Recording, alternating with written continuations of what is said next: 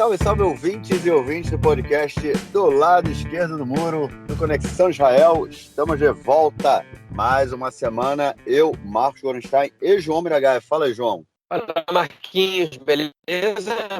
Tudo bem, tudo tranquilo, na boa. Aquela quinta-feira tradicional, 10h40 da noite, quinta-feira, dia 11 de novembro. Estamos aí gravando o podcast para vocês. Trazendo as últimas informações da semana. Era uma semana pouco agitada, vamos dizer assim, mas com algumas notícias quentes. Vamos a ela, então, passando para o nosso primeiro bloco.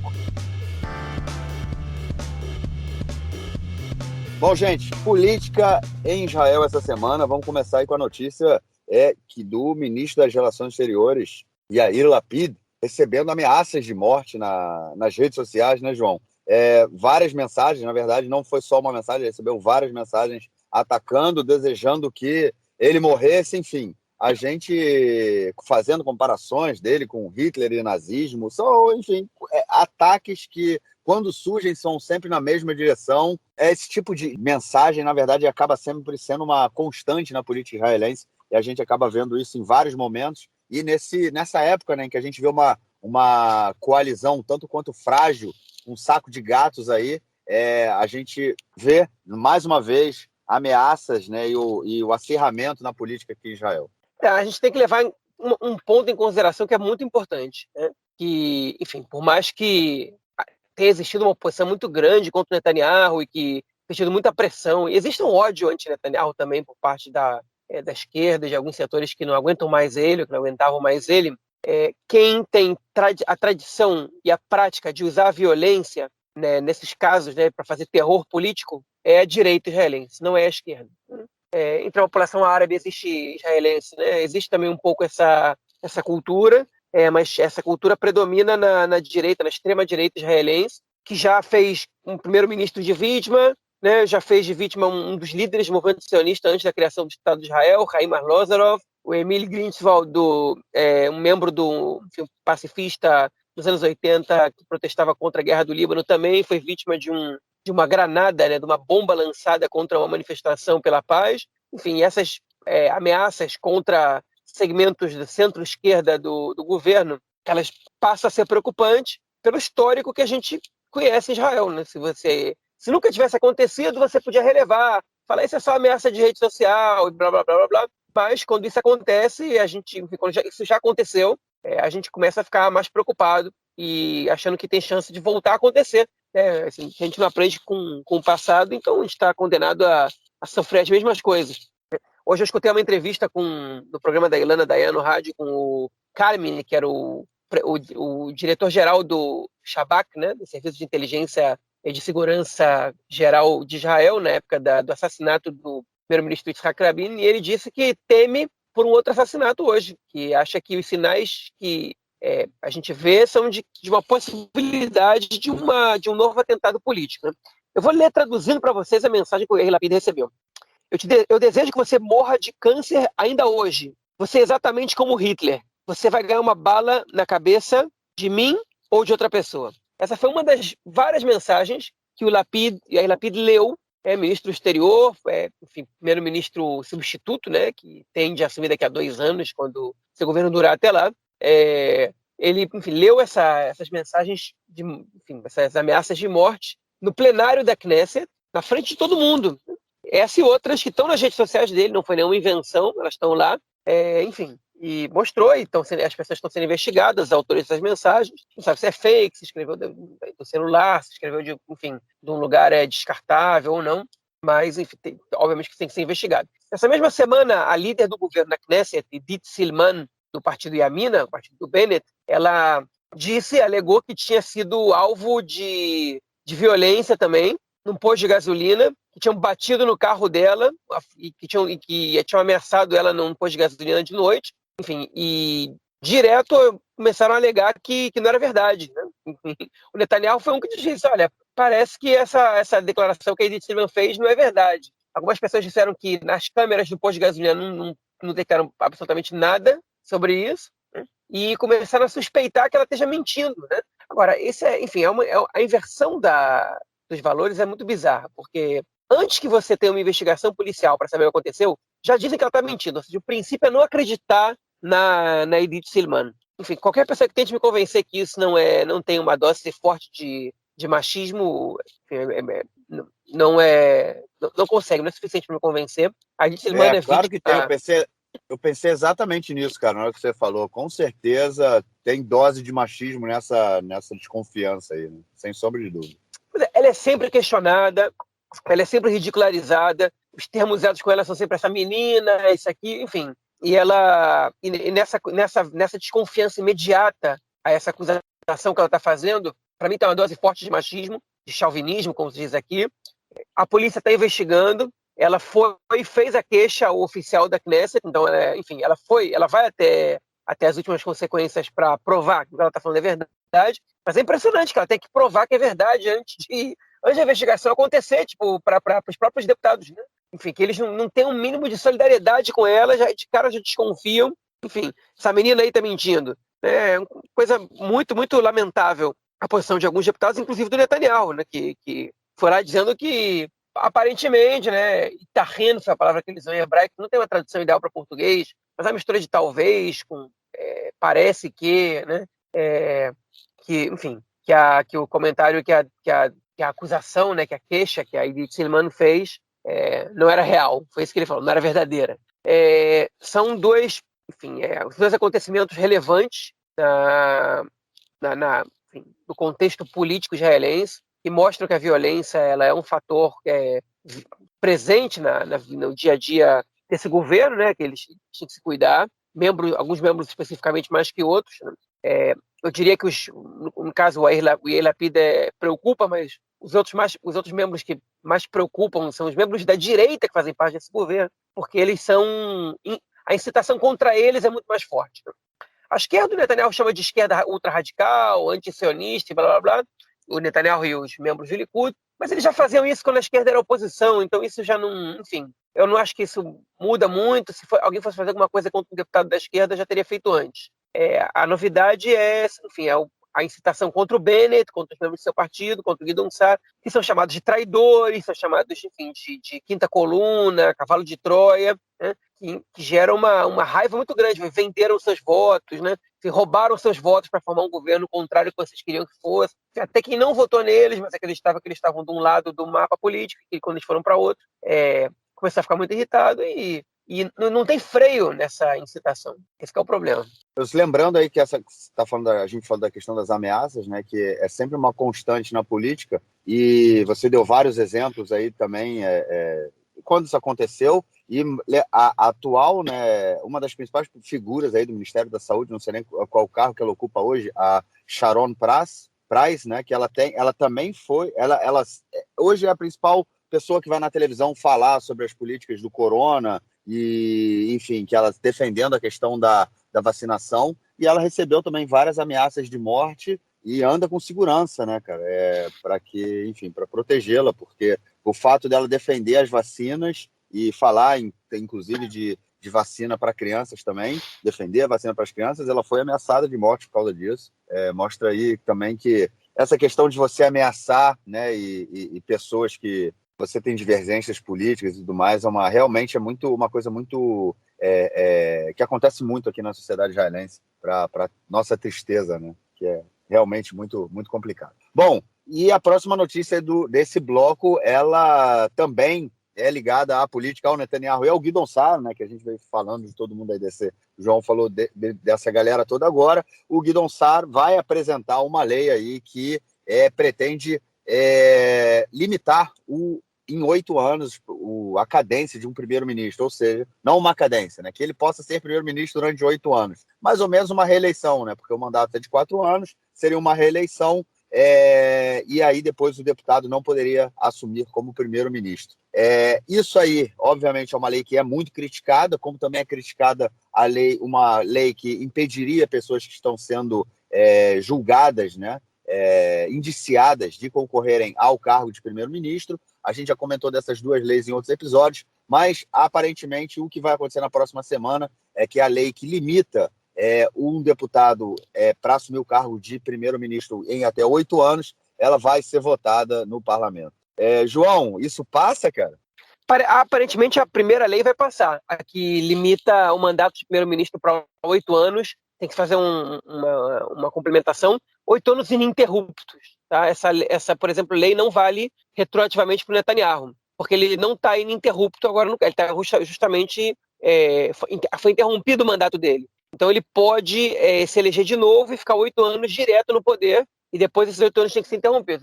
Eu não tenho detalhes mais da lei, do projeto de lei, durante quanto tempo depois desses 8 anos a pessoa não pode ser primeiro-ministro e que possa voltar a ser, por exemplo, uma pergunta que eu teria, e algumas outras coisas mais que não ficaram muito claras, né? Enfim, como é que isso se daria, né? Daria 8 anos, e se não tiverem eleições, outra pessoa do mesmo partido substituiria esse primeiro-ministro, ou teria que ser convocada eleições, enfim, são perguntas que ficaram no ar, mas a lei ela foi debatida com muitos membros do governo. Ela ainda não tem unanimidade na coalizão, o que pode representar um problema, porque a coalizão enfim, se ela for depender de votos da oposição, a lei tem chance de não passar, mas, enfim, a gente sabe também que a lista unificada, ela manifestou um apoio enfim, quase que certo, pelo menos a segunda parte da proposta, que é que proíbe pessoas que respondem na justiça a exercerem o cargo de primeiro-ministro. Essa é outra lei, que já está sendo debatida também, o projeto de lei, mas ainda não recebeu a luz verde do primeiro-ministro para ser uma lei a ser apresentada para a coalizão.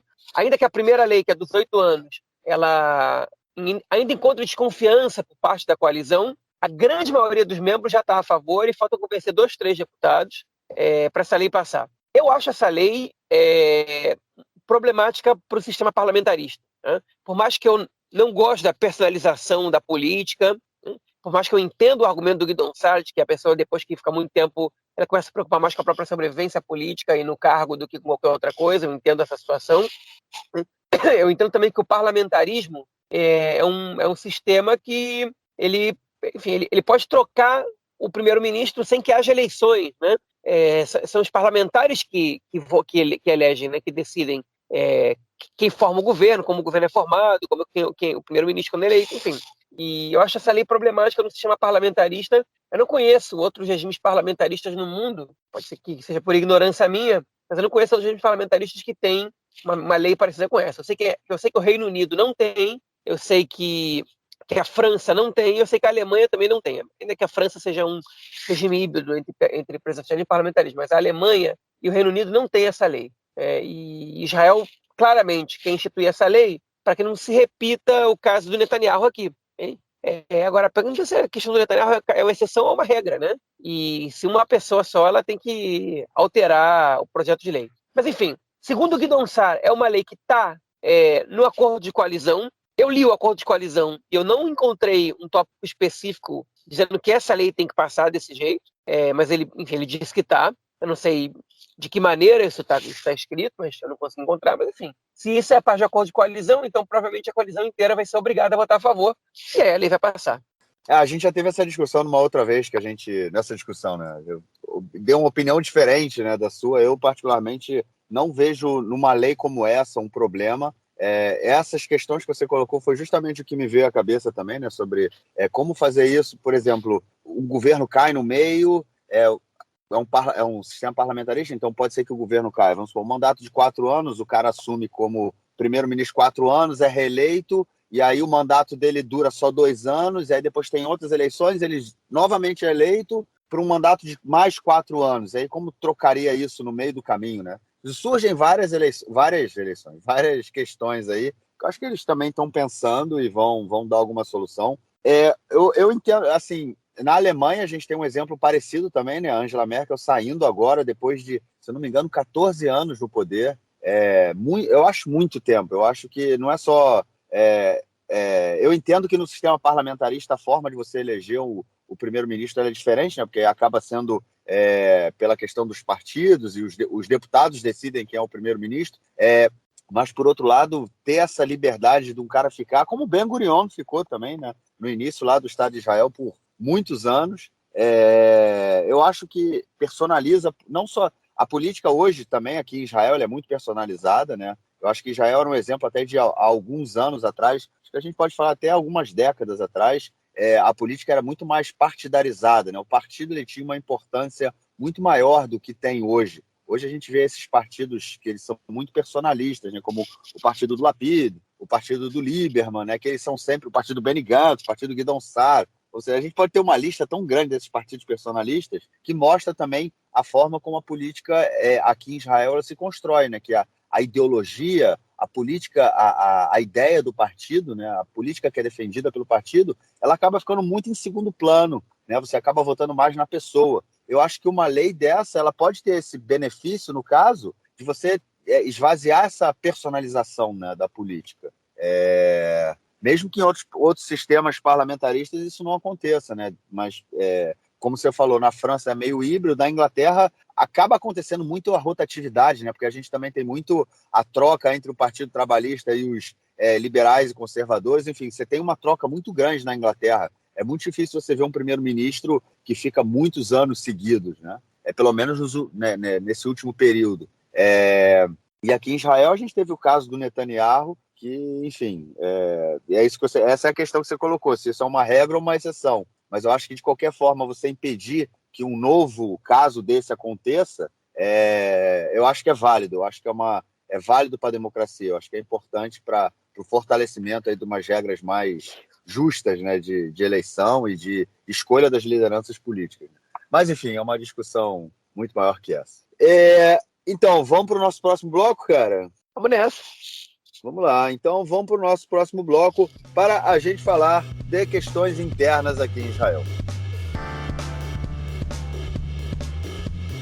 Falei aí da representante do Ministério da Saúde, que tinha sido ameaçada de morte, né, no outro bloco, e eu acredito que novas ameaças ela deve receber, porque agora o Ministério da Saúde aprovou a aplicação das vacinas do corona para crianças entre 5 e 12 anos. É uma medida polêmica, uma medida que levanta aí muitas questões, né? Lembrando que o FDA aprovou recentemente, e a principal questão que é levantada, né, João, é se é preciso ter tanta pressa ou se a gente pode esperar um pouco para vacinar as crianças, né, cara?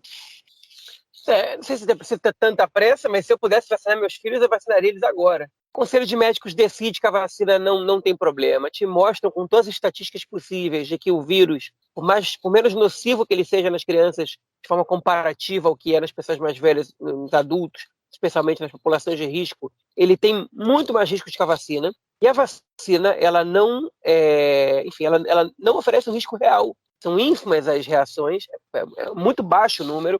É verdade que o número de reações de microcardite, né? Não sei como é que é o nome em português, em hebraico mais ou menos isso, uma inflamação em alguns tecidos do Acho que é miocardite, não é isso? Miocardite, sim. Pois eles são mais altos que nos mais velhos, mas ainda assim é ínfimo. Entende? E ela levanta um ponto que é muito importante. Ela e vários médicos que eu tenho escutado falar, que a gente não sabe os efeitos do vírus a longo prazo. E os entrevistadores sempre perguntam, eles sempre comentam, mas vocês também não sabem os efeitos da vacina a longo prazo. E a resposta dos médicos é sempre a mesma. Não há conhecimento na história da medicina de efeitos colaterais de uma vacina a longo prazo. É impossível que tenha? Não. Mas não existe nenhuma razão para a gente acreditar que os efeitos de uma vacina a longo prazo possam ser realmente ruins. Okay? E de doenças, a gente conhece vários, okay? Principalmente para pessoas que se contagiaram no estágio mais grave. A doença debilita o corpo. Quanto à vacina, o efeito que ela pode ter é um efeito, principalmente uma reação alérgica, que se dá de imediato, poucas horas depois, ou poucos dias depois da vacinação. Então, não há razão para essa preocupação com a vacina. A vacina é segura, okay? E ela evita o contágio, e ela evita mais ainda o número de doentes graves e também evita muitas mortes. E se a gente quer ter uma população com imunidade de rebanho, tem que se vacinar. E eu acho que Israel dá um passo importante, autorizando a vacinação de crianças de 5 a 11 anos pela Pfizer, né? 12 a 17 já estavam aprovados desde antes. Enfim, e se eu pudesse vacinar meus filhos, eu vacinaria certamente. Eu confio na decisão dos médicos, dos cientistas e da equipe técnica do Ministério da Saúde, e a gente vê que a vacina funciona. Então, não tem o que esperar, tem que vacinar. Embora eu acredite que a vacina para crianças ela vai ser dada num ritmo muito mais lento do que a vacina dos adultos. Enfim, só para completar a fala, eles foram procurar a ministra da Educação, a Yifat Shasha Bitton para saber o que ela pensa, né? E a resposta dela foi: a decisão tomada é uma decisão que não tem nada a ver com o Ministério da Educação, que é uma decisão do Ministério da Saúde, e que o Ministério da Educação se exime de comentar a decisão, mas que felicita o Ministério da Saúde por tomar uma decisão que não obriga ninguém a executá-la, ou seja, que é por livre e espontânea vontade. A gente já tinha comentado aqui antes que a ministra da Educação, a Yifat Shasha Bitton, ela tem uns desvios negacionistas, né? Ela desconfia da vacina e ela fez esforços para proibir a vacina, para proibir que a vacina fosse dada nas escolas. E ela perdeu essa briga, né? E, enfim, ela se esquivou de responder, porque o Canal 13 perguntou para ela o que ela achava sobre isso, e ela simplesmente se esquivou de responder essa pergunta, deixou passar, e aí, enfim, a gente fica sem saber a opinião dela. Mentira, a gente sabe, ela é contra. A gente fica sem saber se ela vai trabalhar contra isso de novo, ou se ela vai poupar o governo de mais um desgaste e vai abrir as escolas para que as crianças sejam vacinadas. Você viu se vai ser, se as crianças vão ser obrigadas? Não vão ser obrigadas a se vacinar, como é de 5 de 12, a partir de 12 há necessidade, né? Porque as crianças elas precisam ter para entrar em vários lugares o TAV Aeroc, né? O cartão verde. Mas agora para as crianças pequenas não vai ter uma obrigatoriedade. Aparentemente não, pelo menos a princípio. Entendi.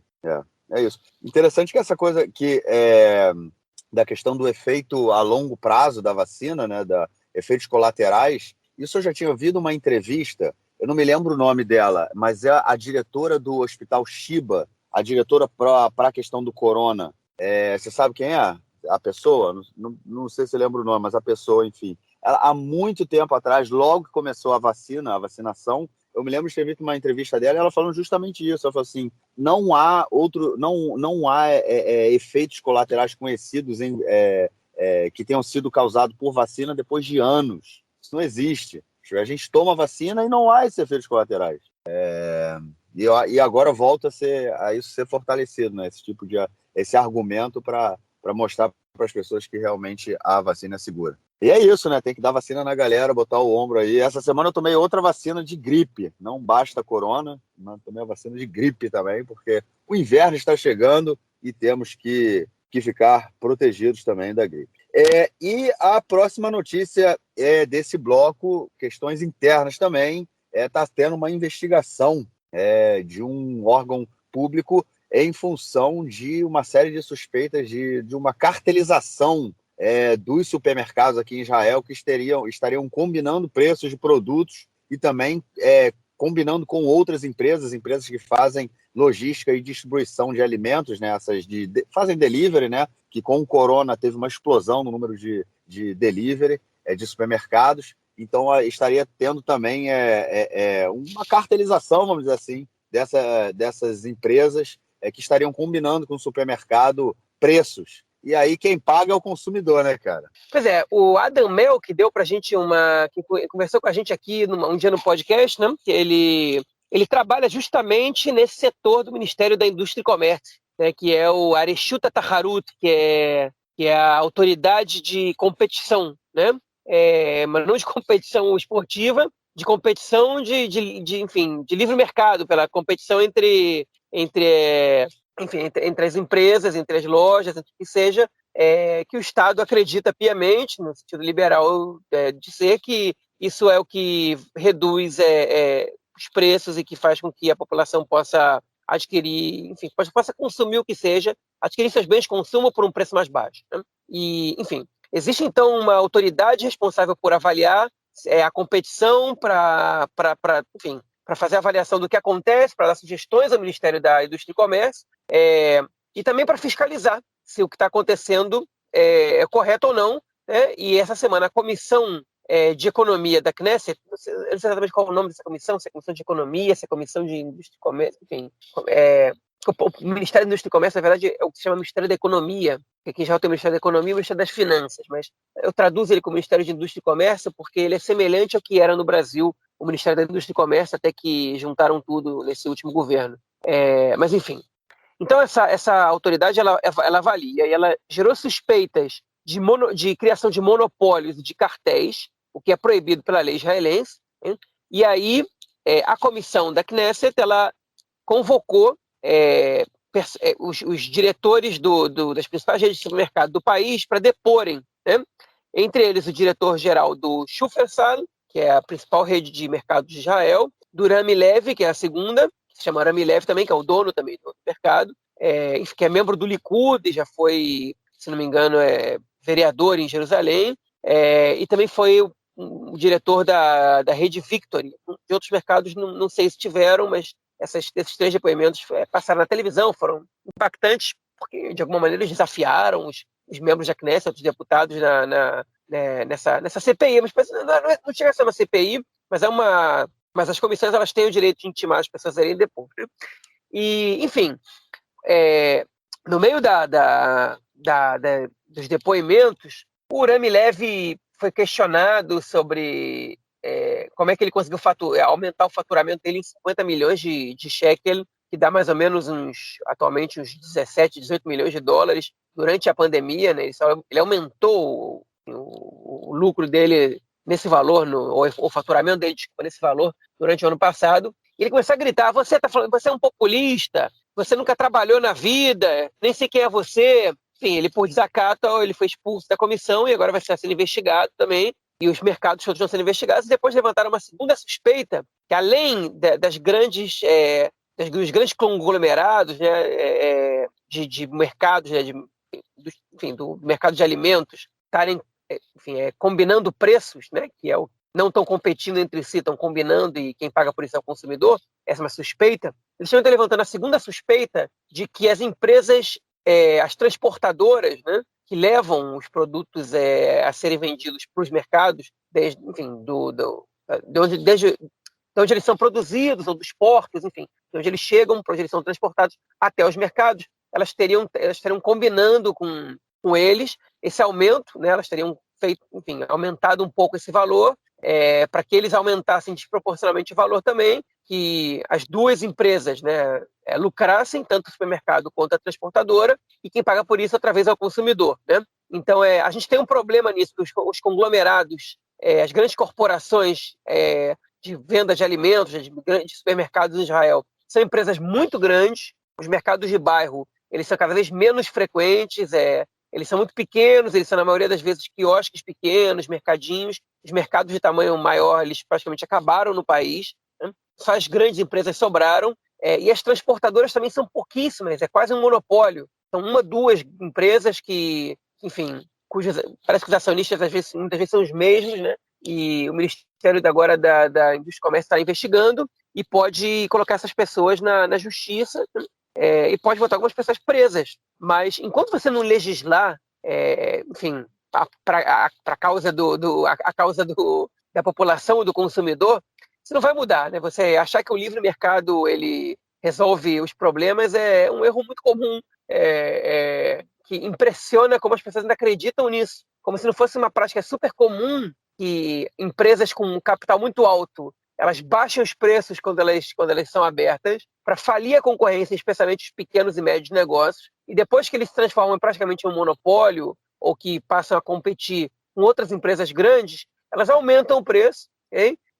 E não deixam ao consumidor a possibilidade de comprar mais barato, né? Enfim, agora o Ministério do Comércio está tentando consertar um problema que eles mesmos criam, né? Quando não legislam, quando não obrigam para começar, não obrigam a transparência. Em segundo lugar, não fazem a fiscalização como necessária. Em terceiro lugar, não protege os pequenos e médios negócios, né? Deixam as grandes empresas fazerem o que quiserem, tentar abordar. E aí, obviamente, o consumidor vai pagar por isso.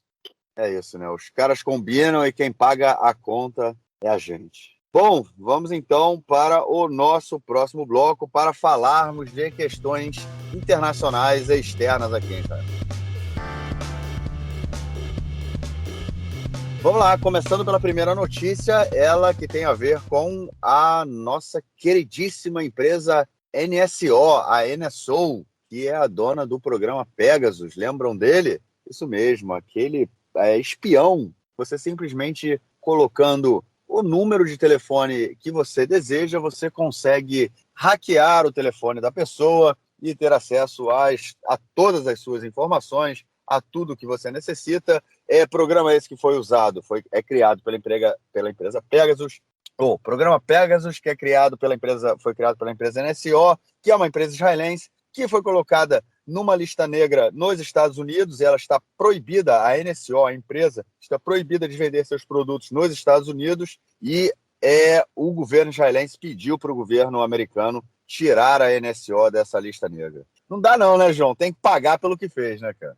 Vai dar ruim, né? Agora, enfim, o que o Israel alega, o que o governo israelense alega para os Estados Unidos é que esse software ele protege a própria segurança dos Estados Unidos, né? Enfim, sem perceber, parece que eles estão dizendo que eles precisam de meios ilegais, né, para poder defender a segurança. Então, estão colocando primeiro que os fins justificam os meios, né? E isso coloca os Estados Unidos numa situação de que, obviamente, que eles não vão concordar em tirar o Pegasus e a NSO dessa lista negra dessa maneira.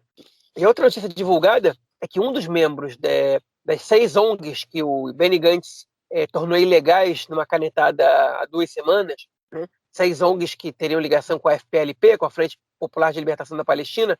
Um militante dessas ONGs ele teria sido investigado a partir do software Pegasus da NSO. Ou seja, a gente está vendo que também nos territórios o software Pegasus ele tem sua utilidade, né, em função do para auxílio, na verdade, de um governo que desrespeita os direitos humanos, que nos territórios Israel não está nem um pouco diferente, talvez até mais grave, né, do que dos outros países que compraram esse dispositivo, esse software, e que estão investigando ilegalmente ativistas de direitos humanos e etc. Então, enfim, agora, por outro lado, não surpreende, porque os meios que Israel usa para investigar na Cisjordânia não são meios que costumam respeitar as determinações internacionais e de proteção dos direitos humanos. Então, enfim, a única evidência que essa possível descoberta dá para a gente é que, ao contrário do que se dizia, o governo de Israel dizia que não tinha conhecimento sobre as informações captadas pela Pegasus e pela NSO, ao contrário do que se dizia, parece que tem, né?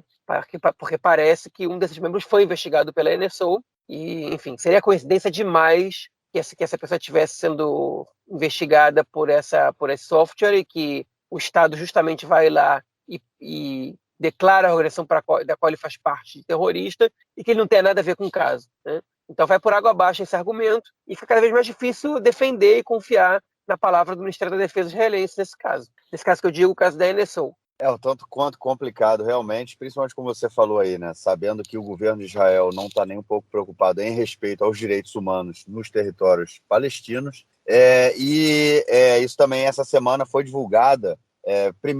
Saiu primeiro numa matéria feita pelo Washington Post, e depois foi divulgada aqui em Israel, que já tem algum tempo está sendo levado à frente aí uma política, uma missão do Exército em fotografar palestinos à torta e à direito com smartphones, né, na cidade de Hebron, e essas fotos estão sendo utilizadas em um programa de reconhecimento facial para que pessoas sejam presas à distância, não à distância, né? Tipo, o cara está chegando perto de um checkpoint, o soldado já vai receber ali, a câmera vai detectar a face dele, vai ser ligado a uma central de dados, e caso o cara tenha cometido tenha feito alguma coisa que é considerada ilegal pela ocupação israelense, ele vai ser preso, né? Ou seja, Israel estaria criando aí fotografando centenas de milhares de palestinos, né, à torta e à direito, para criar também essa data, esse banco de dados facial, né,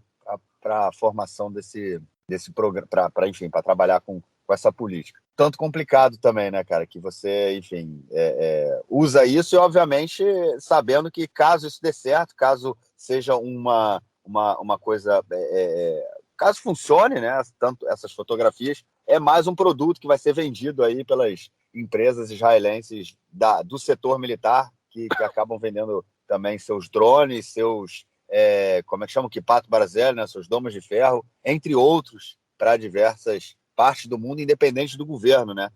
João, tem algo mais para declarar nesse assunto ou vamos para a próxima notícia, cara? Pode passar. Vamos lá.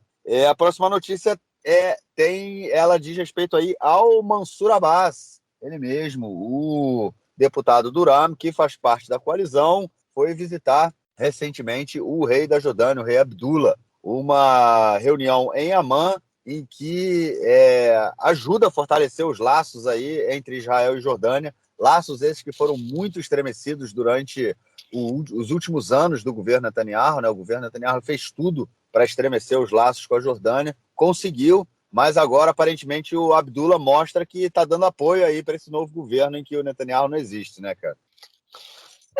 Não é segredo para ninguém que, bom, o Netanyahu incomodava muito mais líderes no mundo do que agradava, né? Mas o mais curioso dessa viagem do Mansur Abbas para a Jordânia é que, enfim, é o fato dele ser o representante, né, para ir conversar com o rei da Jordânia, dele ter sido escolhido o representante para ir para estar lá. Ele não é parte do governo, ele é parte da coalizão, mas ele não é parte do governo. Então, por que justamente ele foi lá, né? O que ele tem a dizer? Qual é a questão? Porque quando os membros do Meretz sentaram para conversar com o outro Abbas, né, o Mahmoud Abbas, o líder da autoridade palestina, eles foram para nada, para tirar foto, para mostrar que eles estavam lá, para mostrar que eles tinham alguma importância no governo. Agora, o Mansur Abbas não foi para a Jordânia para tirar foto com o rei da Jordânia. E ainda que o Bennett ele tenha tentado desconversar e negar que o processo de paz com os palestinos fosse pauta, ele foi. Isso vários jornalistas conseguiram apurar, de que o Mansur Abbas ele conversou com o rei da Jordânia sobre o processo de paz, sobre o processo de divisão em dois estados, né, sobre a criação do Estado palestino. Agora, qual a autoridade que ele tem? Enfim, qual a autonomia que ele teria para falar sobre isso? Quais foram os termos? O que ele estava representando ali? Nada disso a gente ficou sabendo, né? Nada disso chegou na gente. Enfim, já que a gente está falando dele, eu só queria fazer um comentário também, que essa visita dele se deu justamente no contexto de que a imprensa, o setor da direita da imprensa, os ativistas da direita, estavam acusando o Uram de ligações com o Hamas, etc, etc, etc, por causa de uma reportagem feita pela jornalista Yala Hassan, que a gente comentou na edição passada do podcast, mostrando membros do Uram com ligações com o braço político do Hamas através de uma ONG chamada Amutat 48. E estavam alegando que parte do dinheiro da coalizão, né, parte do dinheiro do orçamento estava destinado a melhorias no setor árabe e ia chegar nas mãos do Hamas, porque seria o Uram que controlaria esses 30 bilhões de shekels que chegariam lá. Enfim, a Amutat 48, ela, de acordo com as informações do Ministério das Finanças e do escritório do primeiro-ministro, ela vai receber 1 centavo de dinheiro público israelense. Então, toda essa teoria da conspiração ela cai por água abaixo, né? Porque não está prevista a repassagem de nem 1 centavo para essa organização que realiza trabalhos na faixa de Gaza em parceria com o braço político do Hamas. Ainda que recebesse, a gente não sabe se esse dinheiro é usado para terrorismo ou não, né?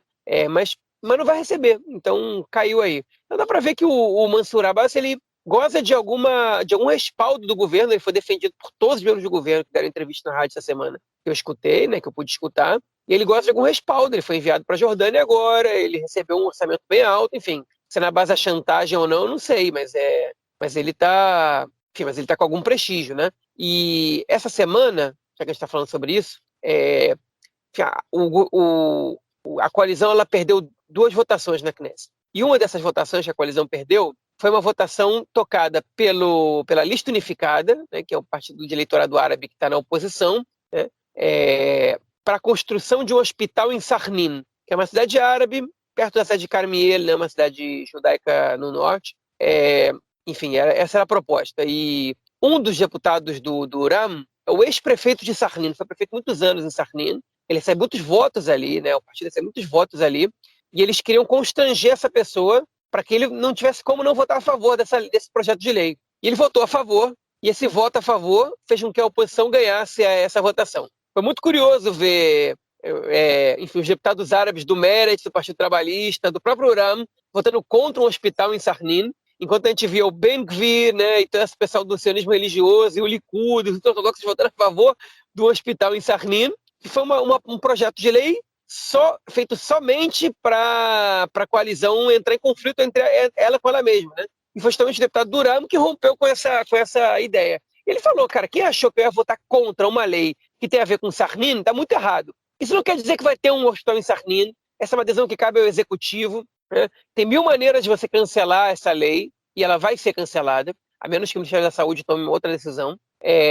Mas o fato é que a oposição conseguiu constranger o governo, né? E colocou o Uram numa situação complicada. alguns deputados de outros partidos disseram a portas fechadas que já estão de saco cheio dos deputados do Durão votarem a bel prazer no que querem, sem respeitar a disciplina da coalizão. Em hebraico existe uma palavra, coalicione, né, como se fosse a disciplina, enfim, nem sei como eu diria isso em português. Disciplina da coalizão, né, realmente. E, enfim, dizendo que querem que essas pessoas sejam punidas e querem que, a partir de agora, as coisas comecem a andar do jeito que tem que ser, né?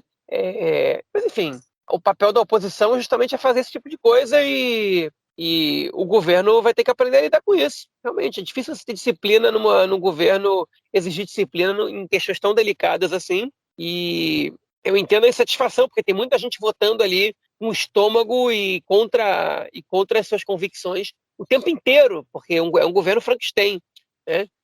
Mas se alguém esperava que esse deputado Durão fosse votar outra coisa ali, enfim, é óbvio que ele não ia votar. A pergunta é porque só ele votou a favor, né? A coalizão podia ter aberto essa votação, podia ter sido mais inteligente, em vez de criar esse conflito, todo mundo votasse a favor e depois vão lá e cancelam, ou quase todo mundo vota a favor e depois vai lá e cancela. Mas enfim, não foi o que aconteceu. Pois é, justamente isso, né? Curioso, realmente. Por que votar contra, né, a construção de um hospital? Eu queria entender, né? Vou falar aqui que é o orçamento, não sei o quê, mas enfim, constrange, né? Realmente é uma votação como essa, ela atinge o seu objetivo, né? Que era o objetivo constranger, mesmo que esse deputado aí do RAM, que votou a favor do hospital, ele não tenha saído constrangido, os outros todos aí do Meretz, né, do Partido Trabalhista, enfim, todos os outros que votaram contra saem constrangidos de uma política como essa. E depois, lembra, né, não teve umas eleições que o Meretz foi e nas cidades árabes e reclamou, tipo, falando que perdeu muito no eleitorado árabe, tinha perdido espaço, não sei o quê. E com uma política dessa também, né, no final das contas, não tem como reclamar. Bom, a próxima notícia desse bloco, ela tem a ver com a população judaica da Etiópia. Isso mesmo, a população que vem, bom, há anos, né, décadas, que começou uma política de trazer essa população para cá, para Israel. Muitos deles eram perseguidos e houve várias missões em que milhares de etíopes vêm, ainda muita gente esperando lá. Inclusive há matérias na televisão, né, que mostra famílias que foram separadas, né? Parte da família está aqui em Israel, outra parte ainda está na Etiópia e não consegue fazer aliar por conta de várias questões que surgem em torno da identidade judaica dessas pessoas. E no final das contas, o que a gente vê agora é um número muito grande de etíopes vindo para cá, para Israel, em função do conflito no país. E aparentemente surge a notícia aí de que boa parte dessas pessoas que estaria vindo não são judeus, né, não seriam etíopes de origem judaica, o que acaba contrariando a lei do retorno e a política que é defendida por boa parte, ou se não quase todos, né, políticos sionistas da direita e da esquerda. Muito enrolado isso aí, né, João? Pois é, vamos só dar uma explicação na lei e depois a gente entra um pouco na história dos judeus da Etiópia. Vou tentar fazer isso o mais curto possível, né? A lei do retorno foi uma lei aprovada nos anos 50. Marquinhos talvez saiba exatamente o ano, porque ele, por causa do podcast do Zanage Medina. Lembra, Marquinhos, qual é o ano da lei do retorno? Se não me engano, é 51. Exatamente, 51. Pois é, em 51 já passou por algumas revisões, que é uma lei que permite com que qualquer pessoa que tenha um dos 4 avós judeus, ou que seja convertido por uma sinagoga reconhecida pela agência judaica, possa fazer aliar, né, que é emigrar para Israel e ter alguns benefícios específicos, né, além de receber a plena cidadania. Né? Enfim, é uma lei que, de alguma maneira, tirando a parte da conversão, ela se parece com leis que outros países têm, né, que permitem que pessoas que têm avós de determinada nacionalidade possam receber cidadania dessa nacionalidade. Né? Enfim, a lei amplia esse direito a cônjuges, né? Eles não recebem cidadania imediatamente, mas eles têm o direito a fazer aliar, né? E podem depois fazer a solicitação de cidadania, e blá blá blá, tem exceções e tudo mais e tal. Durante algumas dezenas de anos, houve um debate público em Israel se os judeus da Etiópia, o grupo Beta Israel, né, se eles eram realmente judeus ou não. Antropólogos rabinos foram examinar a situação, e ninguém deu um veredito específico e final, até que o rabino Ovadia Yosef, quando ele era o rabino-chefe da vertente sefaradi aqui em Israel, ele, nos anos 70, disse: cravei, são judeus. O lado ashkenazita rabinato não concordou, mas a decisão do Rabbi Ovadia Yosef ela já valia. Se um dos dois rabinos-chefes eles cravam isso, então a Israel passa a considerar essa situação. E depois dessa decisão começaram a chegar a Israel esses judeus etíopes, do grupo Beta Israel, né?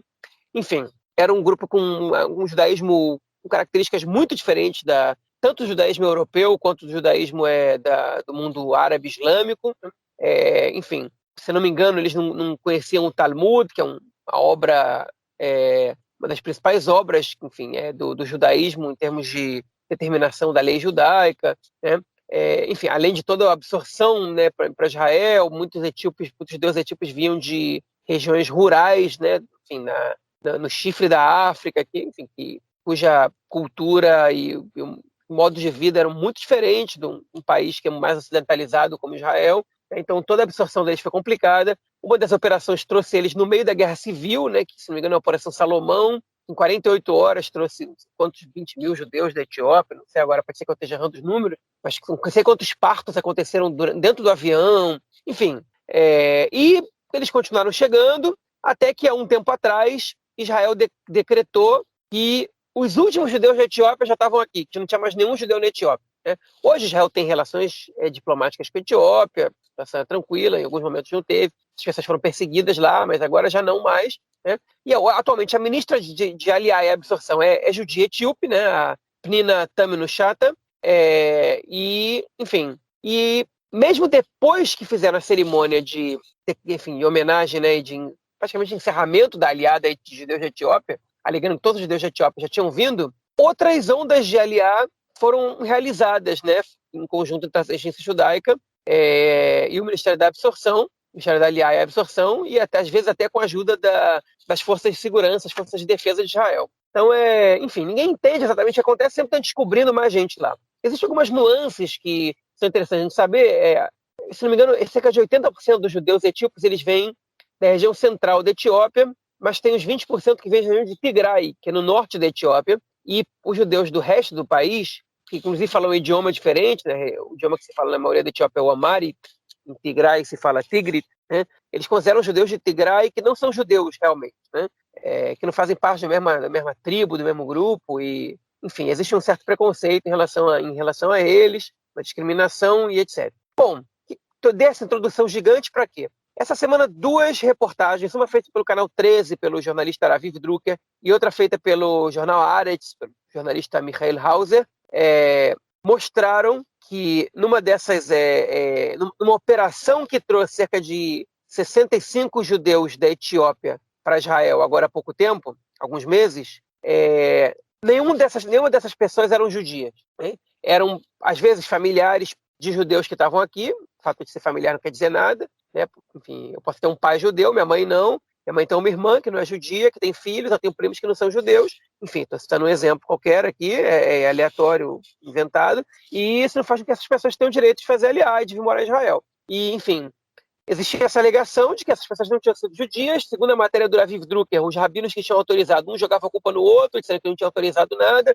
que ninguém assumia a responsabilidade. E o Michael Hauser ele conseguiu descobrir que um cidadão aleatório, que não era membro do ministério nem nada, nenhuma autoridade, nenhum rabino, nenhuma autoridade da agência judaica, absolutamente nada, fez um pedido, entrou com recurso para que um grupo de 60 pessoas que estavam correndo perigo de vida na região de Tigray e que eram judeus, fossem resgatados pelo Ministério de Aliá e Absorção numa operação feita com serviços de inteligência. E entre essas pessoas estava a sua ex-mulher, sua ex-esposa, pessoas que tinham seus funcionários na Etiópia, né? E, enfim, essas pessoas vieram para Israel, estão no kibbutz Beit Alfa, que é um kibbutz religioso na região nordeste do país, próxima à fronteira com a Jordânia, e, enfim, que agora essa questão suscitou agora e levantou uma série de questões se essas operações de resgate, essa aliá etíope, ela traz para Israel judeus, as pessoas teriam direito a fazer aliá ou não, né? Enfim, é importante a gente citar que a Etiópia ela está passando por uma guerra civil, estão em risco de vida, né, na Etiópia, né? Então poderia ser uma operação de ajuda humanitária, embora nenhum país faça isso, né, para resgatar a população civil de uma guerra civil, e essa questão ficou no ar. Na minha opinião, existe um componente de racismo nessas críticas, porque você não escuta falar em Aliot, né, em imigrações judaicas de outros países, sobre a chance de não serem judeus, sobre, enfim, sobre acusações de complôs e de operações secretas para trazer não-judeus, de pessoas que falsificam. Sobre a aliada União Soviética, existiam acusações de falsificação de identidade, mas não nos termos que são debatidos agora. Agora, o mais curioso desse fato, o que deixa a gente com uma pulga atrás na orelha realmente, é que mesmo depois dessa matéria ser divulgada, uma operação secreta realizada em conjunto entre o Ministério do Interior e o Ministério da Aliança e Absorção, um dia depois dessas matérias serem divulgadas, foi levada a cabo essa operação para resgatar mais uma quantidade de pessoas da região de Tigray, segundo o Ministério da Aliança e Absorção, judeus que estão correndo risco de vida ali, e que são, em sua grande maioria, em sua totalidade, parentes próximos de pessoas que já fizeram aliar, que são cidadãos israelenses. Então isso, de alguma maneira, pode chegar a suscitar uma desconfiança, né? Se essas pessoas podem ser judias ou não. Agora, enfim. Então, a gente fica sem ter essa... Enfim, a gente fica com essa pulga atrás na orelha, né? E um pouco enfim, suspeitando de que alguma coisa... Por que isso está sendo escondido da gente? Né? Por que essas questões estão sendo escondidas da gente? Tem gente que acusa, e aí para mim é de maneira racista totalmente, a ministra da Aliança e Absorção, a Pnina Tamino-Shata, de fazer isso porque está atuando em causa própria ou dos etíopes, o que é uma grande bobagem, okay? E é racismo, sim. Como assim atuando em causa própria, como se ela só se preocupasse com as pessoas que têm a mesma origem que ela, né?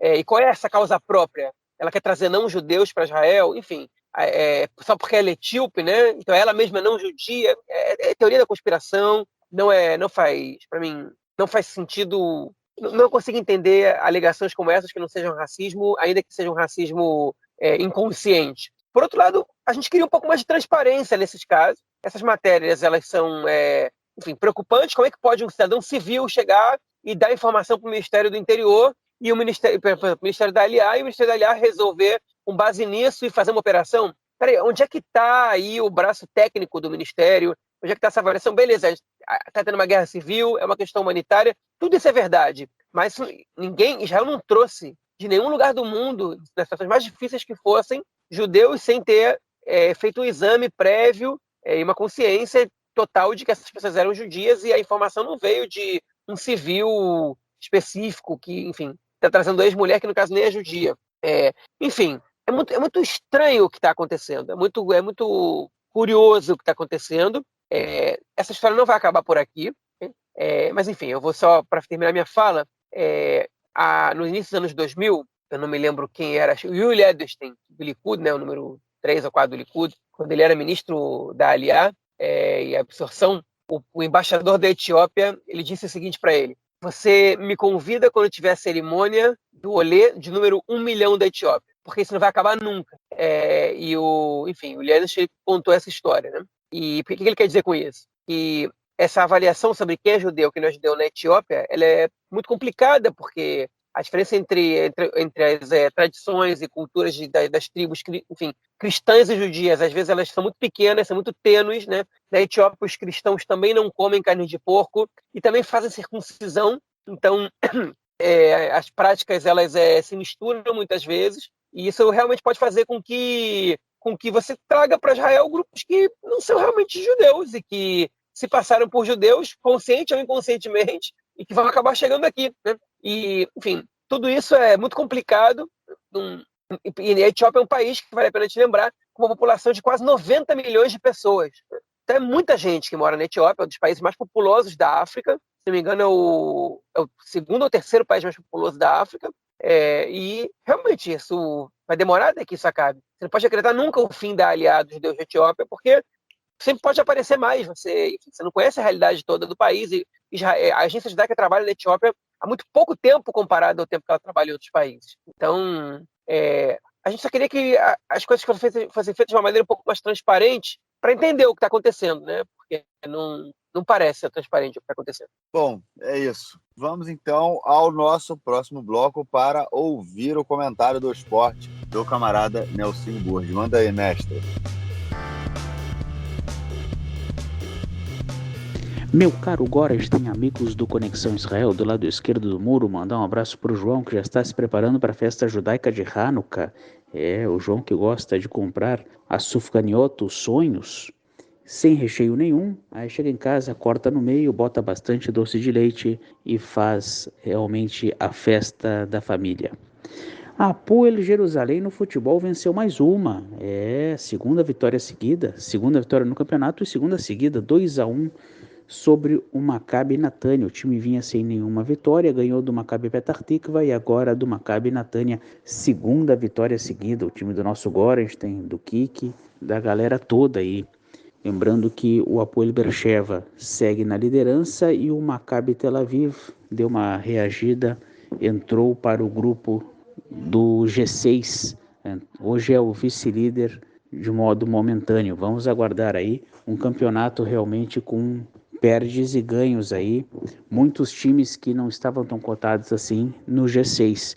Tivemos também o clássico de Tel Aviv, Maccabi Tel Aviv 1, Apoel Tel Aviv 1, clássico que teve confusão, teve violência, bomba de fumaça que jogaram no campo, paralisação. O Apoel Tel Aviv saiu com 1-0 e o Maccabi correu atrás para poder empatar. É isso aí, então, um grande abraço. Valeu, meu senhor, obrigadão pelo seu comentário e te esperamos na semana que vem. Mas eu sei que o João tem algo a declarar aí sobre esporte também, hein, cara, diz aí. Tem pouquinha coisa. Nesse derby que o Nelson comentou aí, que aconteceu o clássico, né? O derby, o clássico entre o Maccabi Tel Aviv e o Apoel Tel Aviv, clássico mais tradicional do país, né? Aconteceu um caso inusitado, segunda vez seguida já, né? Que o técnico do Apoel Tel Aviv, o Nir Klinger, né? Ele foi um jogador de futebol importante, histórico, do Maccabi Tel Aviv, do rival, fez muitos gols pelo Maccabi Tel Aviv, chegou à seleção israelense por sua atuação no Maccabi Tel Aviv, jogou lá entre 90 e 98, e ele já tinha sido xingado em outro jogo e respondeu com gestos obscenos. Dessa vez ele foi xingado e respondeu de novo, né? E na saída do campo, enfim, rolou confusão, rolou porradaria, todo mundo falando que o jogo representou o que é a sociedade israelense, que não está conseguindo se entender, que está brigando, enfim. O Apoel é tradicionalmente o time da esquerda em Israel, o Apoel Tel Aviv, né? Time de massas, pelo menos, um time de grande torcida da esquerda. O Maccabi é conhecido como time da burguesia, né? Mas, enfim, mas não é exatamente a direita ideológica militarista, são o Betar Jerusalém. Então são os dois grandes rivais do Apoel, são o Betar e o Maccabi. Maccabi Tel Aviv, no caso. Maccabi Haifa também, Maccabi Tel Aviv mais. Enfim, e o Klinger, ele saiu de campo dizendo o seguinte: eu me arrependo de cada gol, de cada passe e de cada suor que tenha caído de mim quando eu joguei por aquele time. Agora, isso, gente, é muito significativo. O cara jogou 6 anos pelo Maccabi Haifa, depois jogou 8 anos pelo Maccabi Tel Aviv, né? 220 jogos, 47 gols. Ele foi um jogador importante que chegou à seleção pelo Maccabi Tel Aviv. Foi o grande time da carreira dele, o Maccabi Tel Aviv, né? E, enfim, isso não é qualquer coisa. É como se tivesse um jogador de futebol icônico, foi ídolo de um time. Vou tentar pegar um exemplo para trazer, porque não pode ser o maior ídolo, mas enfim. É como se, por exemplo, o Adriano, né, que foi atacante do Flamengo, fosse treinar o Vasco e fosse xingado 2 jogos e falasse que se arrepende de cada gol que ele fez pelo Flamengo, né? Era um cara que tinha muita identidade com o Maccabi Tel Aviv e que, enfim, aconteceu isso. Então é uma curiosidade aí para vocês, né? Só para vocês saberem. Enfim, o Apoel Tel Aviv melhorou muito, do ano passado quase foi rebaixado de novo e esse ano tá lá nas cabeças. O clássico já tinha definido a final, já foi o clássico da final da Copa, foi justamente quando teve a briga, né, que o Maccabi virou o jogo para 2-1, o Apoel começou ganhando e virou o jogo para 2-1, e o clássico teve 28 mil pessoas de público, para Israel é um público muito alto no Bloomfield, e também é um público pós-corona. Eu acho que é o maior público que a gente viu, tirando a final da Copa, em Israel, desde o início da corona. Acho que é o maior público pós-corona que a gente viu desde a final da final da Copa de Israel no ano passado. Bom, é isso. João, ficamos por aqui então. Nos falamos na semana que vem para gravar o nosso próximo episódio e vamos esperar aí para ser uma semana um pouco mais agitada, né, cara? Alguma coisa interessante aí. Vamos nessa aí. E vou pedir aí para os nossos ouvintes para que divulguem nosso podcast aí onde vocês quiserem, tá aí em todas as redes que estão todos tocados. Ajuda a gente a divulgar aí, para que a gente possa atingir mais pessoas que querem saber mais coisas sobre Israel. É isso. Valeu, João. A gente se fala. Grande abraço. Abraço, até mais. Tchau, tchau.